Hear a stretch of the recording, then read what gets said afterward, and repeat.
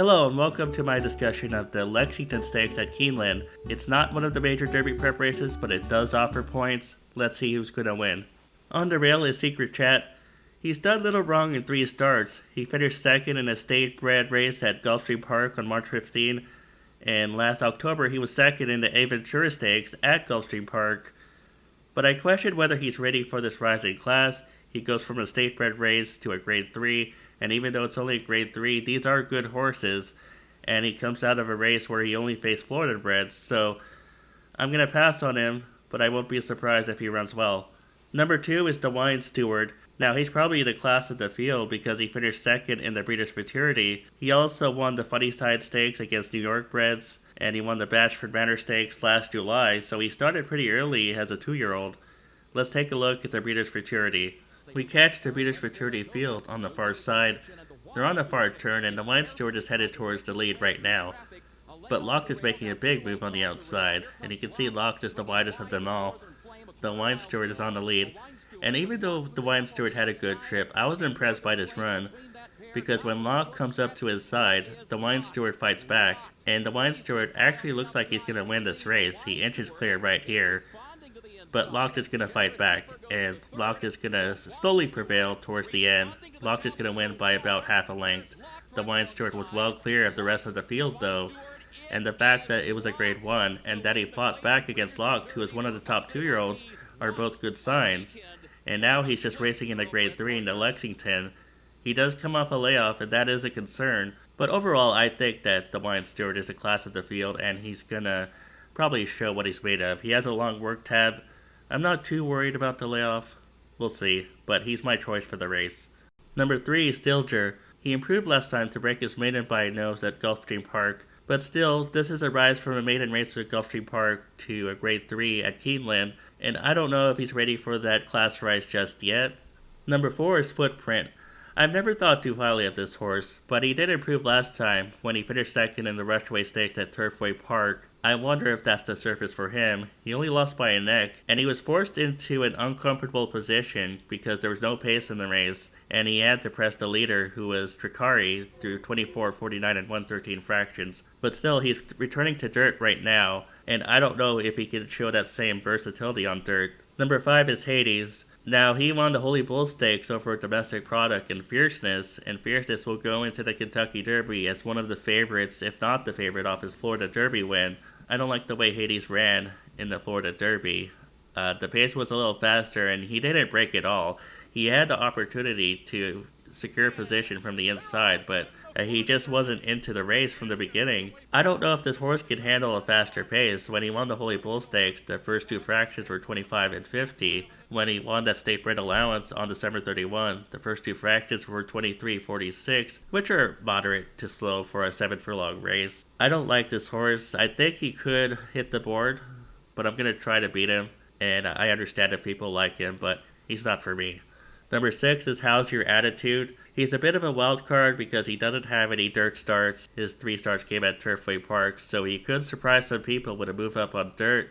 He only broke his maiden last time at Turfway by half a length on February 23. I have no idea what to expect, but that is a good pedigree for dirt, and he cost 170K, so there were some expectations when the connections bought this horse, but he's not for me. Number 7 is Ever Do It. And I don't know what he's doing in here. He was 3rd in a state-bred race at Tampa Bay Downs, and he won an optional claimer at Tampa Bay Downs, but the competition at Tampa Bay Downs is typically a bit weaker than usual, a bit weaker than the top racetracks.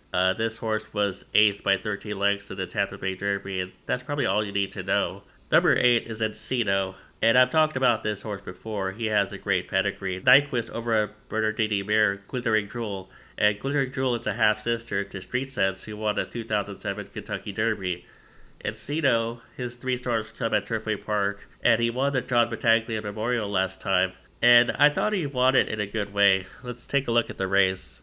We catch the John Battaglia field on the far turn, and Encino is on the outside. His jockey is wearing all blue, and he's making the widest move, and he's about 4 wide at this point, and he takes a little bit to straighten out. He's kind of awkward in the stretch, maybe a little green, but once he straightens out, once he's focused and ready to go, he passes the horses to his inside. He passed his Epic Ride, who ran well in the Bluegrass Stakes last week.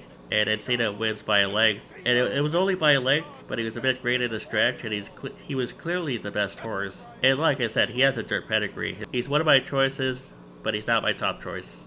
Number 9 is Liberal Arts. Now, I don't like this horse in this race because he's a closer and they use a short stretch for a mile and 1/16 races at Keeneland. But I do note that he had trouble in the Arkansas Derby and that affected his run. He could probably cross the line through the Arkansas Derby, but I don't think he did much in the Southwest Stakes. He was third by 8 1/4 lengths. He did win the Street Sense last year, but who did he really beat? Moonlight and Ford Patriot. What are those horses doing today?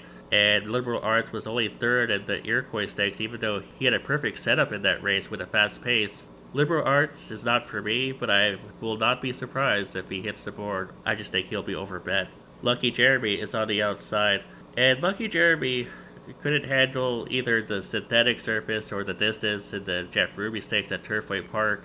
He was on the lead, and then he faded to 5th by 4 1/4 lengths. Before that, he was 3rd by 2.5 lengths in the Sunland Derby at a mile and 1/16, and he lost his stronghold, who went on to win the Santa Anita Derby. And even though I don't think the Santa Anita Derby this year was the strongest race, I do think that's noteworthy, and Lucky Jeremy is cutting back here to a mile and 1/16 again. I think he could run well, maybe outrun his odds. He's a speed horse, so he's either going to be on the lead or pressing the leader. And like I said, the short stretch probably favors speed horses more than closers, and he just needs to use his speed from the 10 hole to cross over and get in a good position. I think he will. He's 8-1 on the morning line, so there is some value there. I think he could contend in this race. I'm probably going to use him in the underneath spot. But as I said, my top choice is going to be the Wide Steward. I just think he's the class of the field, and the fact that he was able to go toe-to-toe with Locked is a good sign. The Wide Steward's my choice. I'm going to use Encino underneath. I'm going to use Lucky Jeremy underneath, so I'll have a speed horse to run in second, or a closer in Encino. He's more of a mid-pack horse, actually. And those are my choices for the Lexington Stakes at Keeneland on Saturday. Good luck with your bets.